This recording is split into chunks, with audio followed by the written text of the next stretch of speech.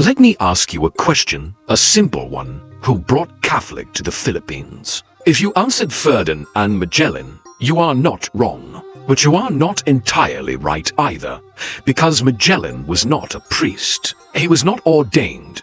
He could not celebrate Mass. He could not administer baptism by his own sacramental authority. He was an explorer, a navigator, a captain general. Yes, all of those things. But the man who actually stood before an improvised altar on the shore of Limasawa on Easter Sunday, March 31st, 1521, the man who lifted the bread and the wine and spoke the sacred Latin words that transformed them into the body and blood of Christ for the very first time on Philippine soil. That man was someone else entirely. His name was Father Pedro de Valderrama. And if that name means nothing to you, do not feel guilty. It means nothing to most Filipinos. It means nothing to most history books. It means nothing to the monuments, the textbooks, the national commemorations, 500 years of Philippine Catholic, and the man who actually began it all remains, to this day, almost completely invisible. This is his story, not a story of conquest, not a story of empires and swords, but a story of a quiet priest, a lonely mission, and a seed of faith that somehow survived everything: betrayal, abandonment, and 44 years of silence, to become the soul of an entire nation. Now, before we begin, I want you to understand something. This story is not anti-Magellan. It is not anti-Spanish. It is not anti-anyone. It is simply a story about a man who deserves to be remembered. A man who stood at the very beginning of Philippine Catholic, and whose name has been overshadowed for 5 centuries by the much larger and louder narrative of exploration and empire. Today, we bring him out of the shadows, not to diminish anyone else, but to honor what he did, and what it means for all of us. So settle in, Kababayan. This one is going to stay with you for a long time. To understand Valderrama, we first have to understand the world he came from, and the expedition he joined. The year is 1519. Europe is in turmoil. Martin Luther has just nailed his 95 Theses to the door of the castle church in Wittenberg, shaking the Catholic world to its foundations. The Ottoman Empire is expanding. Portugal controls the eastern sea routes to Asia through the Cape of Good Hope. And Spain, desperate for its own path to the riches of the East, is willing to try the impossible, a westward route around the bottom of the Americas, through unknown waters to the Spice Islands. On September 20th, 1519, 5 ships, the Trinidad, the San Antonio, the Concepcion, the Victoria, and the Santiago, depart from Sanlúcar de Barrameda in southern Spain. On board are approximately 270 men of various nationalities: Spanish, Portuguese, Italian, Greek, German, French, and others. Their mission, commissioned by the young King Charles I of Spain, is to find a westward route to the Moluccas. The commander of this fleet is a Portuguese man serving the Spanish crown, Ferdinand and Magellan. And already, before the ships even clear the harbor, the seeds of conflict have been planted. You see, the Spanish court does not fully trust Magellan. He is Portuguese. He has switched allegiances. The powerful Bishop Juan Rodriguez de Fonseca, who oversees Spain's colonial enterprise from his office in Seville, has placed his own men on the ships to keep watch. Among these agents is Juan de Cartagena, the Inspector General of the fleet, who commands the San Antonio. And among the spiritual personnel are 3 chaplains, 3 priests assigned to provide spiritual care for the crew and, eventually, to assist in the conversion of whatever peoples they might encounter in the lands beyond the known world. 3 priests, remember that number, because what happens to these 3 men over the next 18 months is a story in itself. And it explains why Valderrama's survival was not just lucky, but essential. The first of these chaplains was a man named Pedro Sanchez de la Reina. Some sources also reference a French cleric named Bernard Colmet, who was closely associated with Cartagena. Whether these were two different men or the same person recorded under different names is still debated by historians. What is not debated is what happened to this first chaplain. He chose the wrong side. When the expedition reached Puerto San Julian on the coast of Patagonia in late March 1520, the Spanish captains staged a mutiny against Magellan. It was Easter Sunday, April 1st, 1520, exactly 1 year before the first Mass in the Philippines would be celebrated. A remarkable coincidence. Magellan, faced with 3 of his 5 ships in rebel hands, responded with a combination of cunning and decisiveness that military strategists still study today. He sent his constable Espinosa with a concealed dagger to the Victoria, which was retaken by surprise. The mutiny collapsed. The ringleader Quesada was executed. Captain Mendoza, who had also joined the conspiracy, had already been struck down during the counterattack, and Cartagena, the nobleman, was too well connected to execute outright. Instead, Magellan sentenced him to the most dreaded punishment of the age, marooning, on August 11, 1520. Cartagena and the priest who had supported the mutiny were taken by armed guards to a small rocky island at the mouth of the bay. A few months' worth of hardtack and wine were unloaded beside them, and then the guards rowed away. History records that when the fleet sailed past the island 12 days later, the 2 figures could be seen standing at the water's edge, waving, calling out across the waves. But Magellan did not stop. He did not look back. Neither Cartagena nor the priest was ever seen again by European eyes. They simply vanished from history. 2 men left to face the Patagonian winter with nothing but each other, and whatever faith remained between them. That was the first priest, gone, the second chaplain. And here the records become thinner. Fell ill during the long Pacific crossing. Let me describe that crossing for you, because unless you understand what these men endured, you cannot understand the magnitude of what Valderrama accomplished afterward. The fleet entered the strait at the tip of South America, the passage that would bear Magellan's name, on October 21st, 1520. It took them 38 days to navigate the treacherous, twisting waterway, beset by freezing winds, violent currents, and sheer cliffs. During the passage, the San Antonio, the largest ship and the one carrying the bulk of the provisions, deserted under the command of the pilot Estevao Gomez and sailed back to Spain. This meant the remaining 4 ships, the Santiago, having been wrecked earlier on the Patagonian coast, had lost a significant portion of their food supply. On November 28, 1520, the surviving ships emerged from the strait into an ocean so vast and so calm compared to what they had endured that Magellan named it the Mar Pacifico, the Pacific Sea. But the Pacific was not kind. It was simply big, unimaginably, incomprehensibly big. For 99 days, the fleet sailed northwest across open ocean without making landfall on any inhabited island. 99 days, the food ran out. Then the backup food ran out. The men ate sawdust scraped from the ship's timbers. They ate leather strips soaked in seawater until they were soft enough to chew. If you could call it chewing, they ate rats, and the rats became so scarce that sailors reportedly traded them for half a gold ducat each. Scurvy devastated the crew. Their gums swelled so badly that many could not eat even when food was available. Their teeth loosened and fell out. Their joints ached. Their skin broke into sores. 19 men perished before they reached Guam on March 6, 1521. The second chaplain was among those who did not survive the crossing.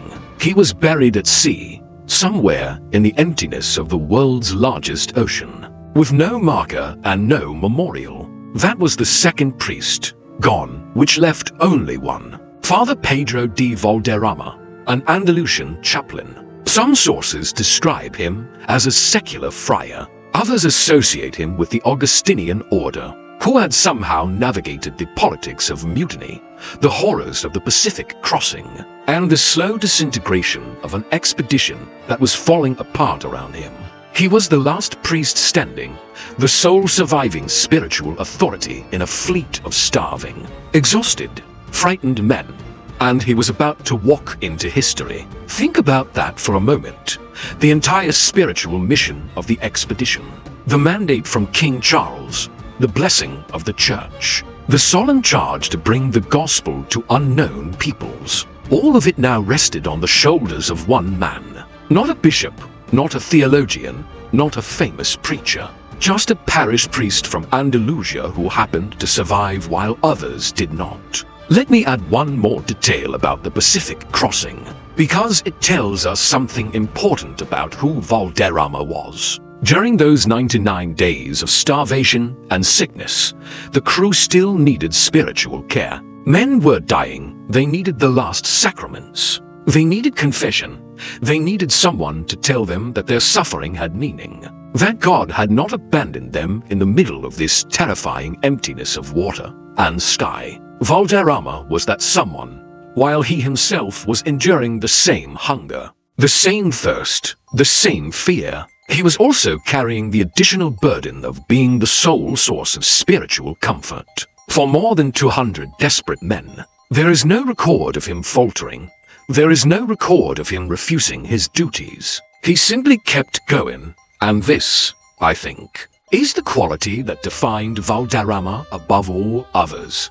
Endurance, not brilliance, not charisma, not political cunning, just the quiet, stubborn refusal to stop doing what he had been called to do, no matter what was happening around him. In a world that celebrates the spectacular, there is something deeply moving about a man whose greatest virtue was simply this. He did not give up. He did not abandon his post. He did not negotiate with despair. He endured, and because he endured, he was there when history needed him. Sometimes, Kababayon. The most important person in a story is the last one standing. The one who did not rebel. The one who did not break. The one who simply endured and kept going.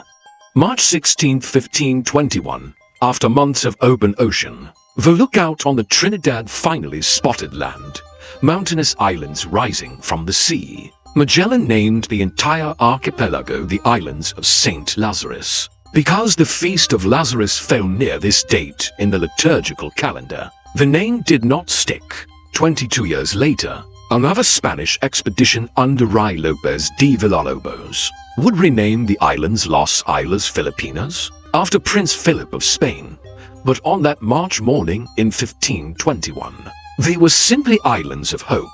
The fleet rested at Homanan, a small island off the coast of Samar, for about a week, gathering fresh water and coconuts. Then, on March 28th, they spotted a bonfire on a nearby island, Limasawa, off the southern tip of Light. They anchored, and soon boats appeared. The locals were cautious but friendly. Gifts were exchanged: red caps, mirrors, combs, and bells from the Spanish side. Fish, palm wine, bananas, and coconuts from the islanders. Magellan met to local rulers, Rajah Humabon of Limasawa and his brother Rajah Siago, who had come from Butuan to visit, through the interpreter Enrique, Magellan's Malay-speaking companion, who had been with him since the Portuguese conquest of Malacca in 1511. A blood compact was performed. Wine was mixed with blood drawn from the arms of both Magellan and Humabon, and both drank. It was the traditional Filipino ritual of Sandugo, a bond of brotherhood that meant more to the islanders than any written treaty could. And then Magellan made a decision that would change the course of Philippine history. He told Father Valderrama to prepare for Mass. The coming Sunday was Easter. Now, let us pause here and sit with what this moment must have felt like for Valderrama. He had been at sea for 18 months. He had watched one fellow priest betray the expedition and vanish into the Patagonian wilderness. He had watched another perish of sickness in the middle of the Pacific. He had survived mutiny, starvation, scurvy, and the kind of psychological pressure that breaks ordinary men. He had buried shipmates at sea. He had ministered to the dying with no medicine and no hope of rescue. And now he was being asked to celebrate the most sacred liturgy of the Christian calendar, the Easter Mass, the celebration of the resurrection, the very heart of the faith, on a beach he had never seen before, for an audience that included people who had never heard of Christ, using an improvised altar assembled from whatever materials were at hand. There was no church, no proper vestments, no choir, no congregation of the familiar faithful. Just a stretch of sand, the sound of the sea, a wooden surface for an altar, and the liturgical tools he had carried across to oceans in a chest that had survived everything the journey had thrown at it. On the morning of March 31st, 1521, Easter Sunday, Magellan ordered about 50 of his men to come ashore in their finest clothing, as much to honor the occasion as to impress the locals. Valderrama prepared his altar, and then, for the first time in the history of these islands, the Latin words of the Catholic Mass were spoken under a Philippine sky. Antonio Pigafetta, the Italian scholar and chronicler of the expedition, recorded the scene. The two Rajahs attended the Mass with curiosity and respect, kissing the cross in the same manner as the Spaniards. After the liturgy, Magellan, who, according to Pigafetta, sprinkled rose-scented water over the two rulers in a gesture widely interpreted as an informal blessing, ordered his men to erect a large wooden cross at the highest point of the island, overlooking the sea. Pigafetta recorded this solemn moment. After the cross was set up, each person present recited one Our Father and one Hail Mary, and adored the cross. Magellan explained to the Rajahs, through Enrique, that this cross would serve as a sign of protection and peace. And the Rajahs agreed. The cross was planted on the western hills of Limasawa, facing the sea.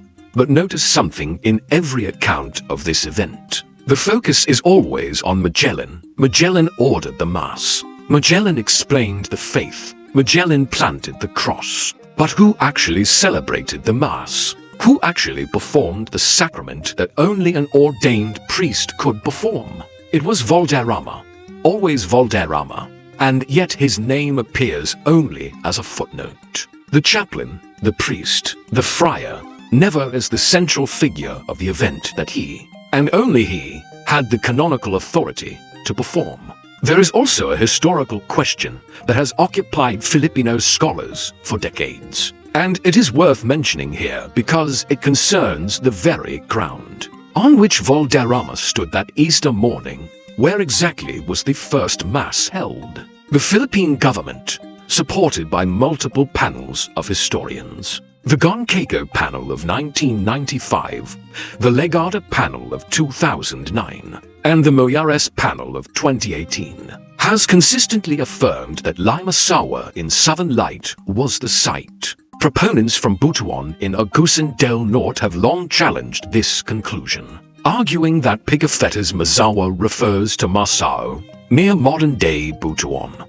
The National Historical Commission of the Philippines reviewed all claims ahead of the 2021 quincentennial and upheld Limasawa. But the debate itself is a testament to how deeply Filipinos care about this moment, because it is, in a very real sense, the birth certificate of our Christian identity as a people. There is also another layer to the first Mass that often gets overlooked in the historical accounts, and I think it deserves attention. The Mass that Valderrama celebrated was not just any Mass. It was the Easter Mass, the Resurrection Mass. Of all the Sundays in the liturgical year on which the first Mass in the Philippines could have fallen, it fell on the one that celebrates the central mystery of the entire Christian faith. That Christ conquered death, that the tomb was empty, that what appeared to be the end was in fact the beginning.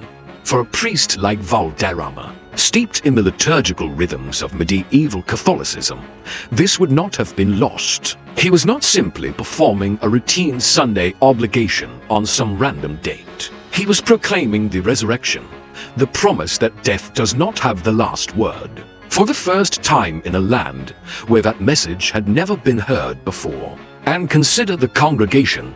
On one side stood the crew of the expedition, men who had survived mutiny, starvation, disease, and the sheer terror of sailing into the unknown. Men who had watched friends die and be buried at sea. For them, the Easter message of resurrection from death was not abstract theology. It was personal. It was a promise that their suffering was not meaningless, that there was something beyond the horizon of death itself. On the other side stood the people of Limasawa, Rajah Humabon, Rajah Siago, and their attendants. They understood nothing of the Latin words being spoken.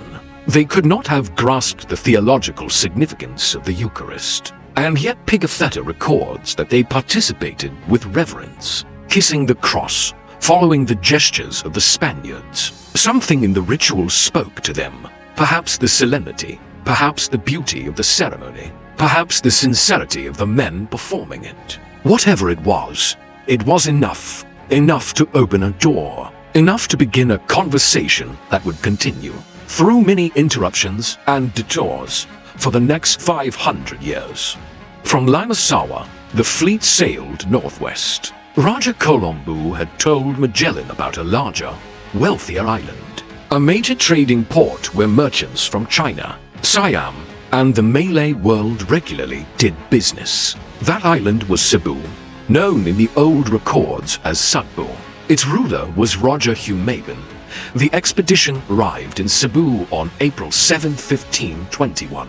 Cebu was not an isolated village. It was a thriving maritime polity with established trade networks stretching from China to Borneo, a hierarchical political structure headed by the Rajah and his network of datus, and a population of several thousand people accustomed to dealing with foreign merchants. Humabon initially demanded tribute, as was customary for ships entering his port, but Magellan, through Enrique, refused to pay tribute and instead proposed a mutual alliance. After tense negotiations, Humabon agreed to receive the Spaniards, and the blood compact was performed. The stage was set. What followed over the next several days was the most intense period of missionary activity in Valderrama's life, and arguably the single most concentrated burst of evangelization in the entire pre-colonial history of the Philippines.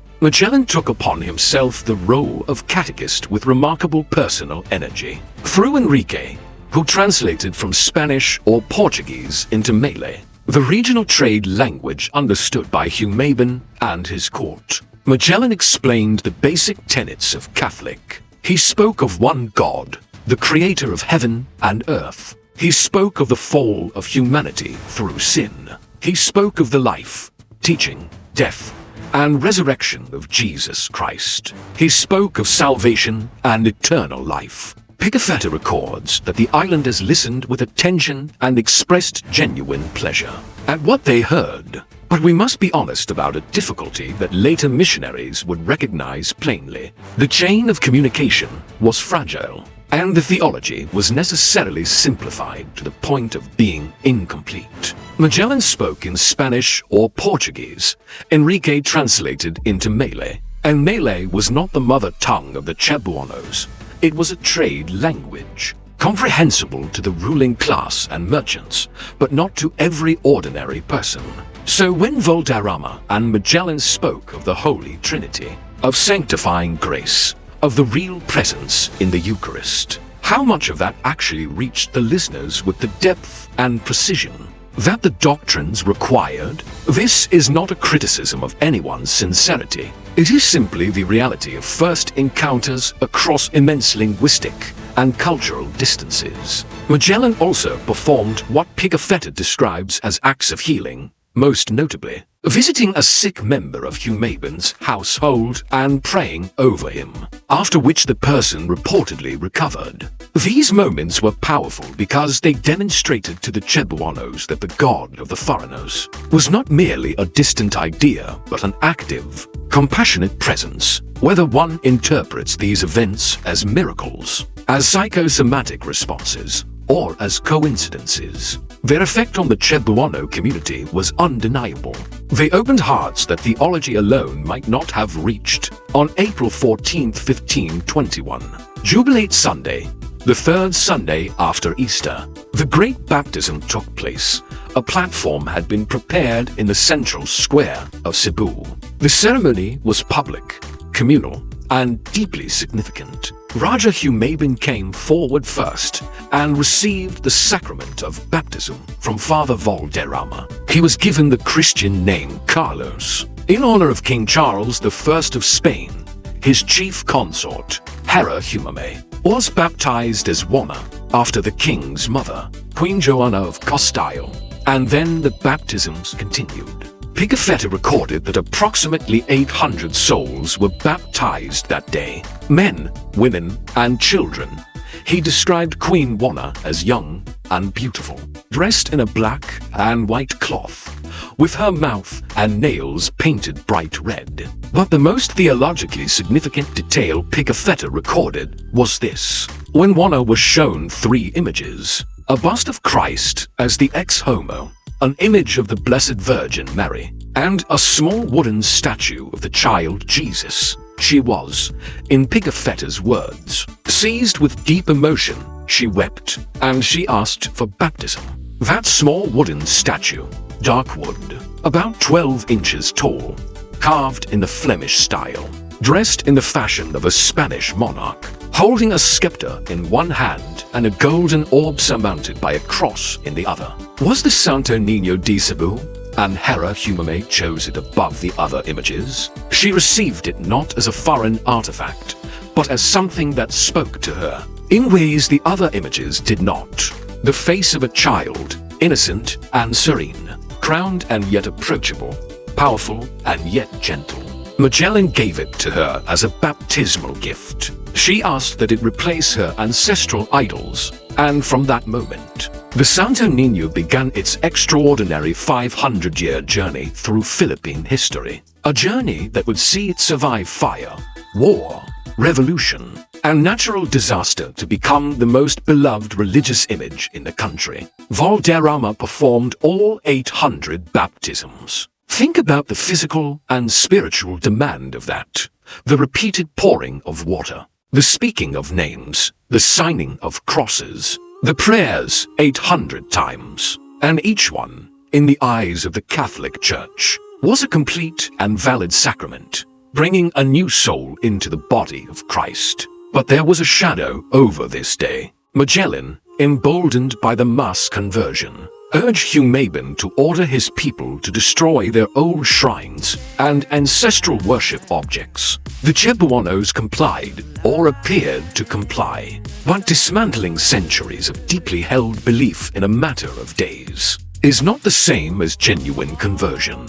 It is compliance under the influence of a powerful new alliance, and compliance, as history would soon demonstrate, is fragile. The Augustinian missionaries who arrived 44 years later would look back on this period with a critical but instructive eye, as recorded by Fray Gaspar de San Agustin in his chronicle Conquistas de las Islas Filipinas. The Augustinians deliberately delayed baptizing the natives until they were confident that the catechesis had taken root and that the converts genuinely understood the faith they were embracing. They saw Valderrama's mass baptism as valid in sacramental form, but rushed in catechetical substance. The preparation had been insufficient, and the result, as they assessed it, was a community of converts who reverted to ancestral practices as soon as the external pressure of Spanish presence was removed. This is a fair assessment, but it is also worth considering the impossible situation Valderrama was in. He was one priest.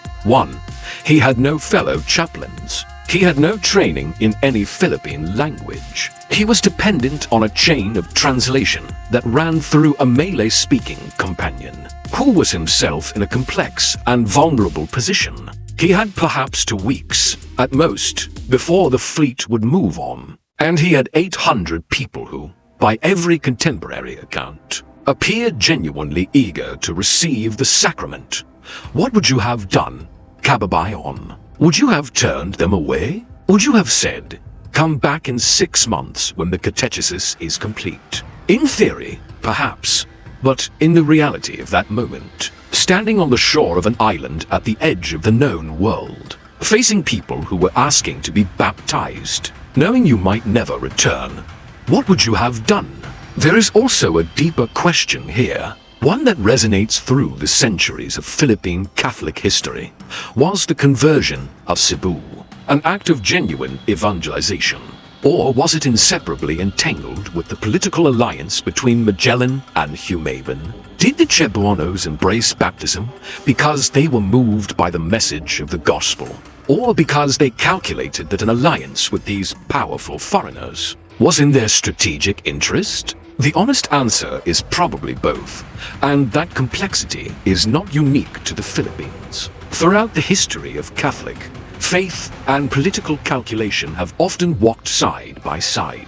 What matters is what grows from the seed, not only the circumstances in which it was planted. There is one more dimension to the Cebu baptism that we should consider, because it matters for understanding the full significance of what Valderrama accomplished. In the Catholic understanding, baptism is not merely a symbolic ceremony. It is a sacrament, an outward sign of inward grace, instituted by Christ himself. When Valderrama poured water over the head of Rajah Humabon and spoke the Trinitarian formula, "I baptize you in the name of the Father, and of the Son, and of the Holy Spirit," the Church teaches that something real and permanent happened. Humabon became, in the eyes of God and the Church, a member of the body of Christ. The same for Rajah Humabon, the same for every one of those 800 souls. This matters because it means that the first Christian community in the Philippines was real, brief, fragile, and ultimately scattered. Yes, but real. Those 800 people, for however short a time, were genuinely part of the Universal Church, and Valderrama was their pastor. The only pastor they would ever have. When we think of him, we should think not only of the priest who celebrated the first Mass, but of the shepherd who, for a few shining weeks in April 1521, tended the first Filipino flock. Before we go further, we need to talk about a man without whom none of this, not the Mass, not the baptism, not a single word of catechesis, would have been possible. His name was Enrique de Malacca, listed on the expedition's records as a supernumerary, an interpreter, paid 1,500 maravedis per month, more than Pigafetta himself earned, a recognition of his irreplaceable value to the mission, but also, inescapably, a man who had been purchased as property during the Portuguese conquest of Malacca in 1511. When he was estimated to be about 14 years old, Pigafetta wrote that Enrique was from Sumatra, but modern linguists have pointed out that a Sumatran would not have been able to communicate as effectively as Enrique did with the Visayan-speaking peoples of the central Philippines. Pigafetta himself compiled a list of approximately 150 local words during their time in the Visayas, and modern analysis has shown that about 86% of these are Cebuano, not Malay. This strongly suggests that Enrique was providing Pigafetta with words from his own mother tongue, which would mean he was, in fact, a native Visayan speaker, possibly from Cebu itself, captured in his youth and sold into the slave networks that connected the Philippines to the broader Malay trading world. If this is true, then Enrique's story becomes even more extraordinary. By traveling westward from Malacca to Portugal, then from Spain across the Atlantic, around South America, across the Pacific, and back to the Philippines, Enrique had completed, or very nearly completed, a linguistic circumnavigation of the globe. He had traveled so far in one direction that he returned to a place where people spoke his language. Whether or not he technically completed a full geographic circle, the symbolic significance is immense. But the point I want to make here is about Enrique's role in the evangelization of Cebu. Every word that Magellan spoke to Rajah Humabon at Limasawa passed through Enrique. Every explanation of Christian doctrine offered to Rajah Humabon was filtered through Enrique's comprehension. When Valderrama celebrated Mass, the congregation's understanding of what was happening depended on what Enrique had communicated beforehand. In a very real sense, Enrique was the bridge between two worlds. Without him, Valderrama was a priest speaking into silence. With him, the gospel could, however imperfectly, however incompletely, cross the vast distance between a 16th century Andalusian and a 16th century Cebuano. Enrique was also, in ways that we should not overlook, the first catechist of the Philippines. Not in a formal sense. He was not trained in theology, and he was not commissioned by the church. But in the practical sense, he was the one who found the Cebuano words for Christian concepts that had no direct equivalent. In the local vocabulary, he was the one who made the faith intelligible, even if incompletely, to the first Filipino converts. Without his tongue, the first Mass would have been a beautiful but incomprehensible ritual performed by foreigners, for foreigners, witnessed by Filipinos but not participated in by them. Magellan had written in his will, before the expedition departed Spain, that upon his death, Enrique was to be freed and given 10,000 maravedis, 10 years of loyal service, a promise of liberty, inscribed in a legal document. But promises, as Enrique would learn in the cruelest possible way, are only as reliable as the men who inherit the obligation to honor them. What strikes me most about the relationship between Valderrama and Enrique is how invisible it is in the historical record, despite being absolutely central to the story of Philippine Catholic.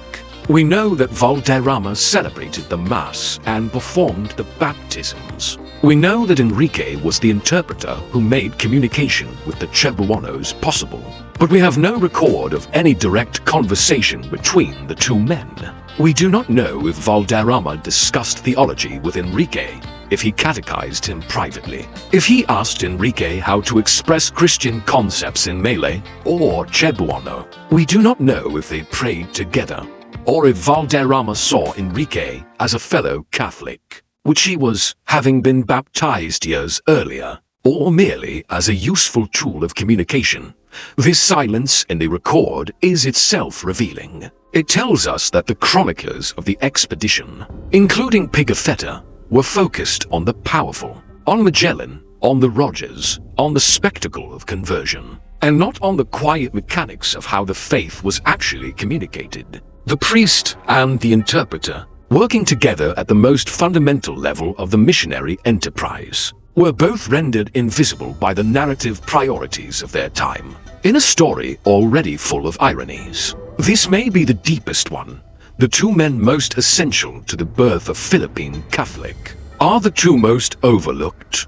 April 27, 1521, 20 days since the fleet arrived in Cebu. 13 days since the great baptism of 800 souls, Magellan had become entangled in local politics. Rajah Humabon, now baptized as Carlos, had his own strategic reasons for cultivating the Spanish alliance, chief among them his rivalry with Datu Lapu-Lapu, the leader of Mactan Island, just across the narrow strait from Cebu. Lapu-Lapu had refused to submit to Humabon's authority, had declined to accept baptism, and had refused to acknowledge the Spanish presence. Humabon urged Magellan to deal with this defiance. Magellan, against the advice of his most experienced officers, including Captain Joe Serra, who had served with him for years, decided to personally lead a small force of about 50 men to Mactan. It was a catastrophic misjudgment. The shallow coral reef near Mactan shore prevented the ship's cannons from providing effective supporting fire. The iron armor that made the Spaniards formidable in open battle became a deadly liability. In waist-deep water, Lapu-Lapu's warriors, numbering perhaps 1,500, fought with bamboo spears, hardened stakes, and an intimate knowledge of their own terrain. The captain general fell in the battle, along with several of his men. The survivors withdrew to their boats and returned to the fleet in Cebu harbor, shattered in both body and spirit. What happened next shifted the entire political landscape. Humabon had observed from his own boats as his supposed allies were defeated. The foreigners who had seemed invincible were not. The leader who had anchored the alliance was gone, and with Magellan's departure, the strategic calculus that had motivated Humabon's conversion collapsed. In the days that followed, the surviving officers elected to new commanders, Duarte Barbosa, Magellan's brother-in-law, and João Serra. But Barbosa lacked Magellan's diplomatic instinct, and he committed a critical error that would have devastating consequences. Enrique, who had been wounded at Mactan, lay in his quarters, grieving. Barbosa confronted him and demanded he resume his duties as interpreter. When Enrique refused, Barbosa threatened to have him punished physically and informed him that the provision in Magellan's will granting his freedom would not be honored. Instead, Enrique would be taken to Spain to serve Magellan's widow. 10 years of loyal service, a solemn promise of liberty, swept aside in a moment of impatience and cruelty. Something changed in Enrique. He went ashore to speak with Rajah Humabon, and on the morning of May 1st, 1521, Humabon sent a message to the ships. A feast had been prepared. Jewels had been collected as gifts for the King of Spain. All officers were invited to come ashore. 29 men accepted the invitation and went ashore. Among them was Father Pedro de Valderrama. As the group moved through the streets of Cebu toward the place of the feast, two men noticed something that alarmed them. The pilot João Carvalho and the alguacil Gonzalo Gomez de Espinosa observed that Valderrama had been separated from the group, pulled aside by a member of the Rajah's household, and led in a different direction. Something was wrong. The two men slipped away from the procession and made their way back to the shore, where they took a boat to the Trinidad. Moments later, from the deck of the ship, they heard commotion from the land. The 27 men who had remained, including Barbosa, Serra, and Father Valderrama, did not return. Valderrama, the last priest of the expedition, the man who had celebrated the first Mass and baptized 800 souls, the one who had carried the spiritual mission of the entire fleet on his shoulders for 18 months across 2 oceans, was gone, taken from this world on the very island where he had planted the seed of faith barely 3 weeks before. The reasons for that day's events remain debated among historians. Some argue Humabon was responding to abuses by the Spaniards. There is evidence, including a later letter from Spanish authorities apologizing for the conduct of Magellan's men, suggesting that crew members had mistreated local women during the days between the Battle of Mactan and May 1st. Others point to Enrique's role as an intermediary who may have told Humabon that the Spaniards planned hostile action. Some historians maintain that Humabon's conversion had always been primarily political, and once its strategic purpose ended with Magellan's defeat, there was no reason to maintain the alliance. The truth is likely a convergence of all these factors. But whatever the cause, the effect was devastating. The first Christian community in the Philippines, barely 17 days old, was shattered. The priest who had brought it into being was gone, and the surviving crew, now fewer than 120 men from the original 170,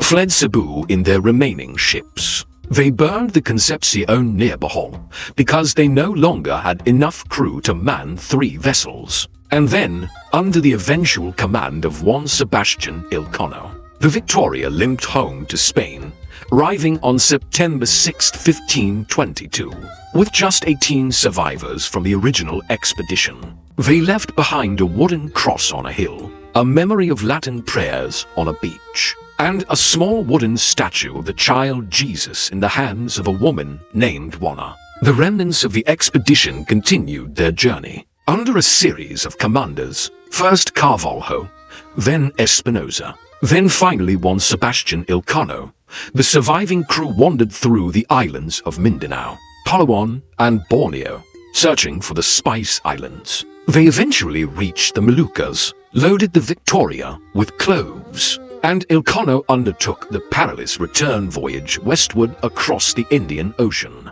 around the Cape of Good Hope, and up the coast of Africa. On September 6, 1522, the Victoria limped into the harbor of San Lucar de Barrameda, the same port from which the expedition had departed 3 years earlier. Of the approximately 270 men who had set out, only 18 returned. They were gaunt, exhausted, and broken, but they had done what no human beings had ever done before. They had sailed all the way around the world. Among the survivors was Antonio Pigafetta, whose journal would become the primary record of the entire voyage. Pigafetta was loyal to Magellan's memory and wrote of him with deep respect and affection. He also recorded, though only briefly, the name and role of Father Valderrama. Without Pigafetta's chronicle, which exists today in about 30 editions in 7 languages, we might not know Valderrama's name at all. We owe Pigafetta an immense debt for preserving this story, and here is a painful irony. When Elcano and 2 companions were summoned by King Charles to report on the expedition, Elcano brought the pilot Francisco Albo and the barber Hernando de Bustamante. He pointedly did not invite Pigafetta, the only surviving loyalist who might have given Magellan proper credit. Under questioning, Elcano and his companions blamed Magellan for everything that had gone wrong. They said nothing about Valderrama, nothing about the first mass, nothing about the 800 baptisms. In their telling, the expedition was about commerce and spices, not about faith and salvation. Pigafetta, undeterred, traveled on his own to present his journal to King Charles, then distributed copies to other European royals. It is thanks to his persistence and integrity that the story of what happened on that beach in Limasawa and in the central square of Cebu was preserved for the world. What happened in the Philippines between 1521 and 1565? Most history books skip these decades in a single sentence, but those 44 years are, in many ways, the most remarkable chapter of this entire story, because they are years of apparent failure and hidden miracle. After the survivors of Magellan's expedition fled Cebu, the newly baptized Cebuanos returned to their ancestral beliefs and practices. Without a priest, without continuing instruction, without any community of support, the fragile new faith withered. Rajah Humabon, Don Carlos, renounced Catholic. The cross that Magellan had planted was left to weather. The old rituals resumed. By every measurable standard, the mission had failed. Spain did not forget the Philippines, but its attempts to return were marked by frustration and failure. The Loaiza expedition of 1525 attempted to follow Magellan's route, but ended in disaster. In 1527, Alvaro de Saavedra Serran reached the Philippines from Mexico, but could not find a return route, and eventually perished in 1543. Fray Lopez de Villalobos reached the islands of Light and Samar and gave them the name that would eventually be applied to the entire archipelago, Los Islas Filipinas, in honor of the Crown Prince, the future Philip II. But Villalobos also failed to establish a settlement and died in the Moluccas. For 4.5 decades, the seed that Valderrama had planted appeared to have died completely. The Philippines remained beyond the reach of Spanish power and Spanish religion. But think about what was happening in those silent years beneath the surface. The people of Cebu had been exposed to something new. They had witnessed rituals unlike anything in their ancestral tradition they had heard. However imperfectly, however briefly, the story of a god who became human, who suffered, who rose from death. They had held in their hands a small wooden statue of a child wearing a crown, and some of them, at least, had been moved enough by what they experienced to preserve that statue. Through decades of political upheaval, through the resumption of the old ways, through the complete absence of any Christian presence,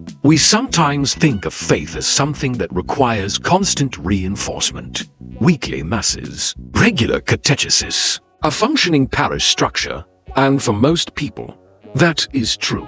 But the survival of the Santo Niño suggests something different. It suggests that even the briefest encounter with the sacred can leave a mark that endures long after the encounter itself has ended. Something was planted in the hearts of the Cebuanos in April 1521 that could not be fully uprooted.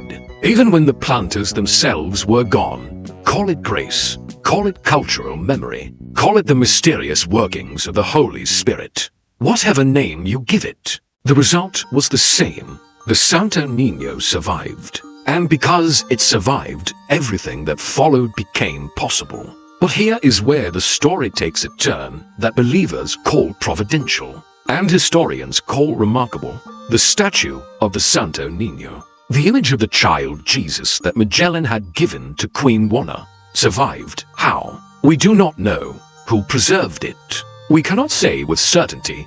In the 44 years between 1521 and 1565, while Cebu returned to its ancestral ways, someone kept the Santo Niño. Someone placed it carefully in a wooden box. Someone, perhaps Juana herself, perhaps her descendants, perhaps someone else entirely, recognized that this small statue was worth protecting, even if they no longer practiced the religion it represented. Was it devotion? Was it reverence for a powerful spiritual object, understood within the framework of indigenous beliefs? Was it simply the beauty of the carved figure? We do not know, but the fact remains, when the Spanish returned in 1565, the Santo Niño was still there, still intact, still waiting.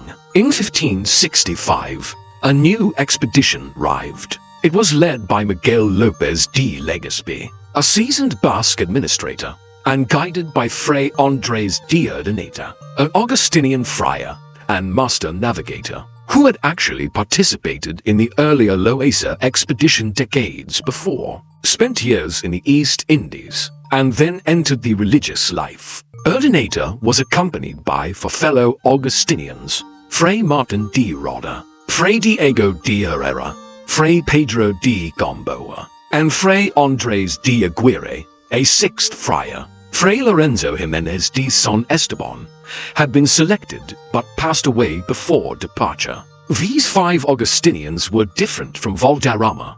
They came prepared, they came in numbers. They came with a plan rooted in decades of missionary experience in Mexico and the Americas, and they came having, in a sense, learned from what had gone wrong in 1521. The Legazpi expedition made landfall in Cebu on April 27, 1565, exactly 44 years to the day after the Battle of Mactan. After a brief confrontation with Rajah Humabon, who now ruled Cebu, Legazpi's forces gained control of the settlement. And then came the Caplag, the finding, a Spanish soldier named Juan de Camis, searching through the remains of a dwelling, discovered a wooden box. Inside, remarkably preserved, was the statue of the Santo Niño de Cebu, the same image that Magellan had given to Rajah Humabon 44 years earlier. The discovery electrified the Spaniards. They interpreted it as a divine sign,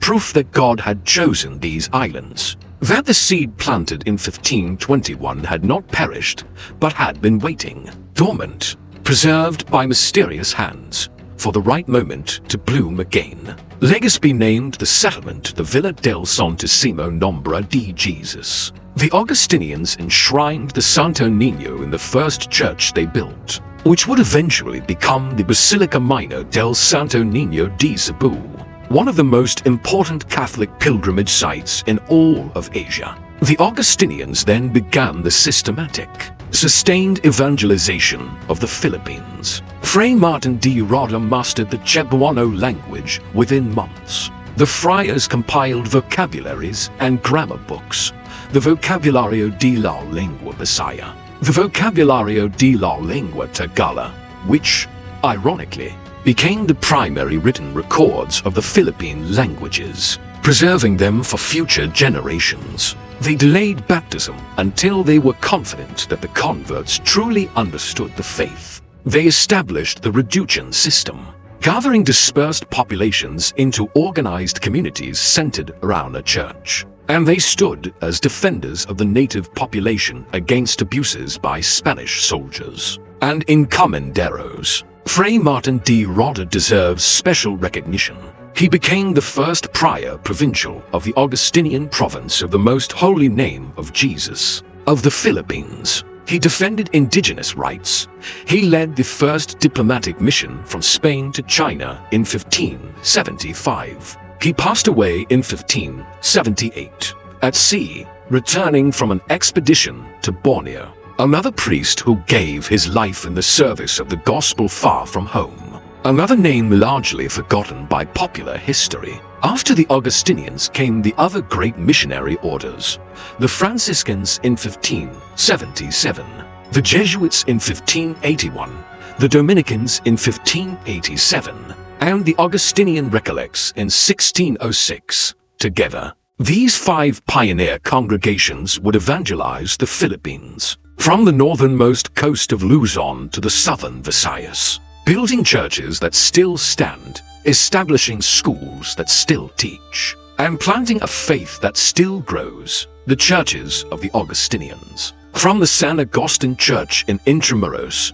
Manila, to the parish churches of Ilocos and Pampanga and Panay, are UNESCO World Heritage Sites and living monuments to 5 centuries of Filipino Catholic civilization. But none of it, not one stone of the Basilica del Santo Niño, not one word of the Cebuano Catechism, not one prayer spoken in a Filipino tongue, would exist without the Mass that Father Valderrama celebrated on that Easter morning in 1521. He was the first, he was the beginning, and even though his work was cut short, even though his converts fell away, even though his name was lost in the shadow of Magellan's larger story, the seed he planted did not die, it waited.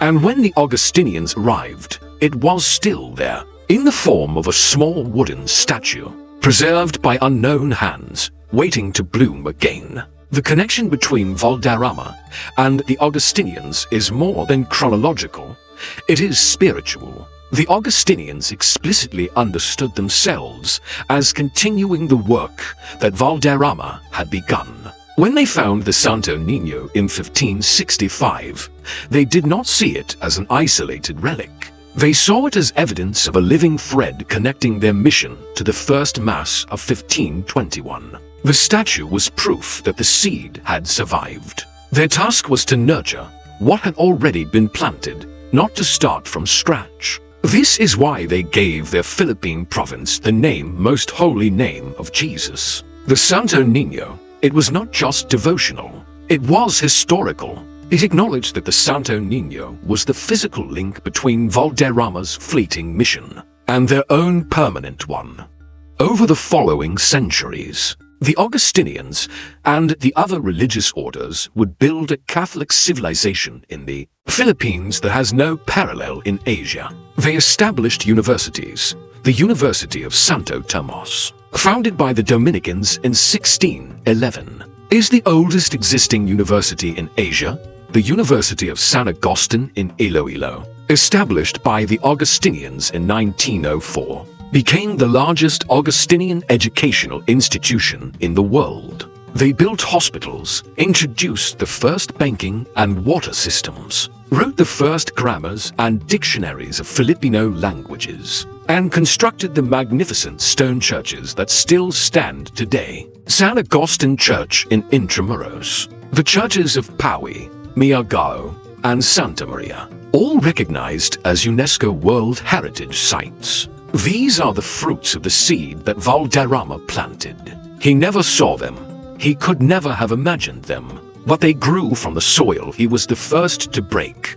Let us step back and see the full arc. In 1521, one priest, alone, unsupported, working through a fragile chain of translation, baptized 800 people, and celebrated the first Mass in the Philippines. Within 17 days, everything appeared to have been destroyed. The priest was gone.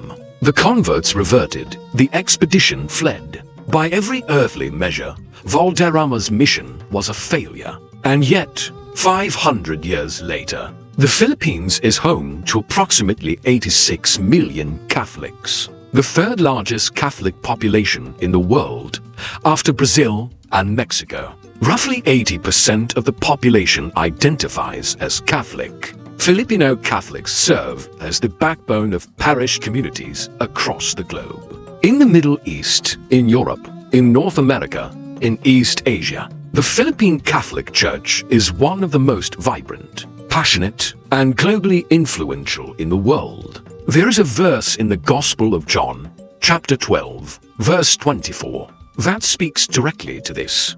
Unless a grain of wheat falls to the ground and dies, it remains just a single grain.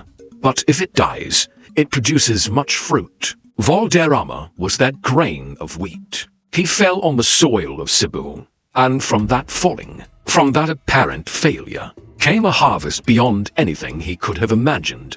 Pope Francis, during his historic visit to the Philippines in 2015, and in his messages for the 2021 quincentennial celebrations, reminded Filipinos that they are now missionaries to the world. The Holy Father noted that Filipinos know how to transmit the faith, and that they do it beautifully, not as conquerors or colonizers, but as workers, neighbors, and friends. The millions of overseas Filipino workers who carry their rosaries, their novenas, and their devotion to the Santo Niño into every corner of the globe are, in a very real sense, the spiritual descendants of Pedro de Valderrama. They are the harvest of the seed he planted 5 centuries ago. In a beautiful historical symmetry, the Holy See appointed Archbishop Bernardito Oza, a Filipino, as apostolic nuncio to Spain, the very country that sent Valderrama to the Philippines. The circle has closed. The student has become the teacher. The mission field has become the missionary.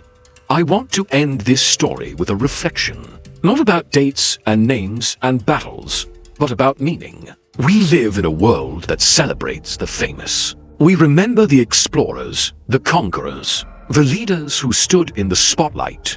Magellan has monuments in Cebu. In Lisbon, in Sabrosa, Lapu-Lapu has monuments, including a towering statue on Mactan that draws visitors from around the world. Even Rajah Humabon has been memorialized. But Valderrama? There is no statue. There is no church bearing his name. There is no national holiday.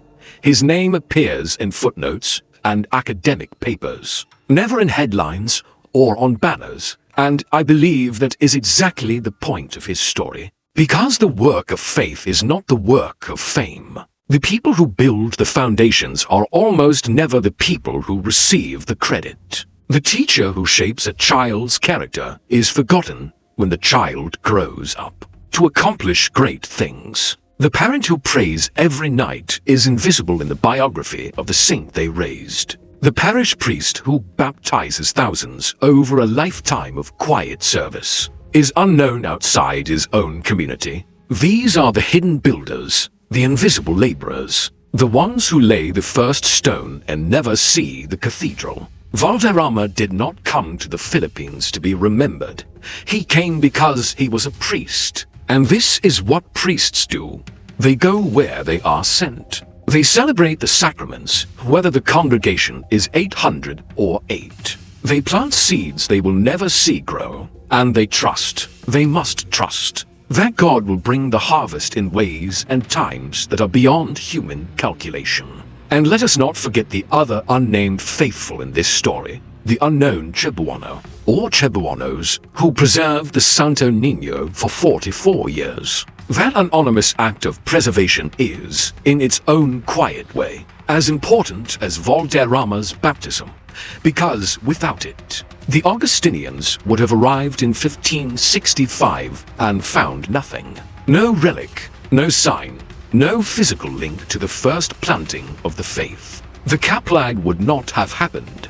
the emotional and spiritual anchor of the Augustinian mission would have been absent. Someone kept the flame alive. Someone carried the statue through decades of silence. And we will never know their name.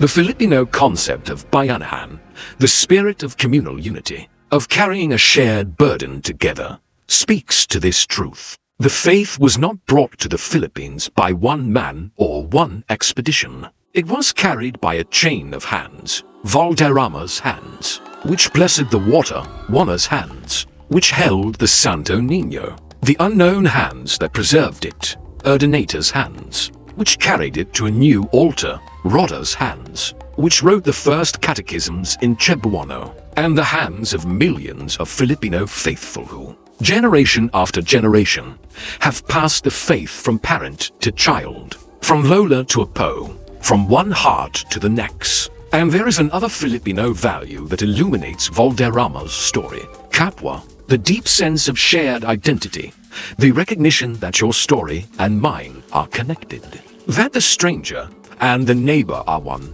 Valderrama, though he was a Spaniard born thousands of miles from Cebu, participated in kapwa the moment he stood at that altar on Limasawa. In that moment, he was no longer simply a foreigner performing a foreign ritual. He was a priest offering the most sacred gift. His tradition possessed to people he believed were his brothers and sisters in God's eyes. 500 years of Philippine Catholic, 86 million Filipino Catholics, a faith that has survived colonialism, revolution, occupation, dictatorship, natural disasters, and every form of human frailty. All of it traceable, in some deep and mysterious way, to one mass on a beach, one priest whose name the world forgot, and one small statue held in the hands of a queen.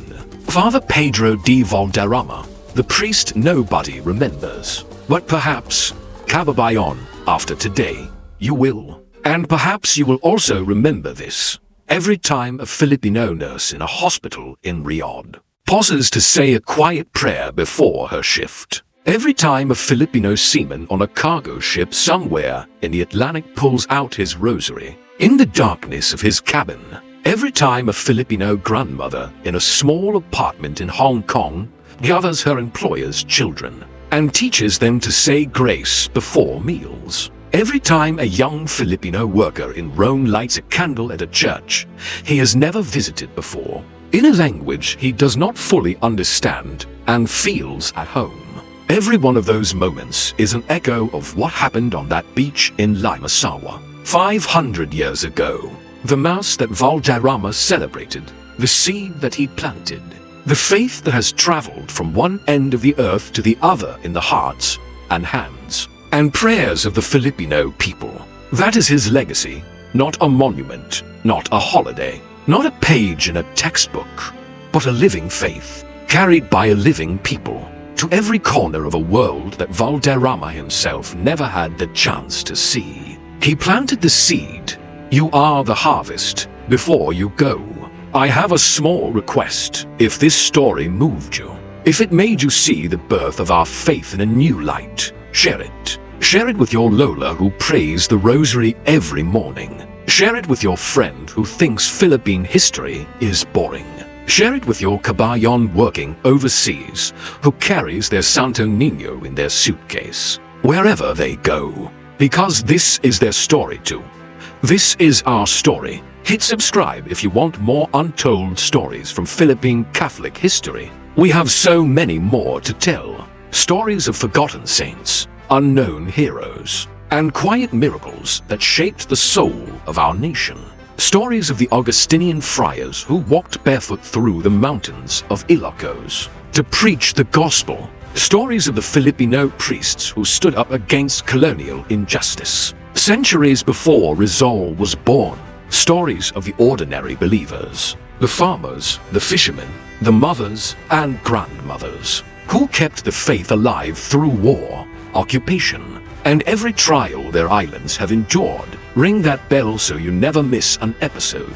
And if you know something about Father Valderrama that we missed, a detail, a document, a family tradition handed down through the generations, leave it in the comments. History is not finished. It is a conversation, and we want to hear your voice in it. Salamat po, kababayan. God bless the Philippines. And God bless the priests nobody remembers. Until next time.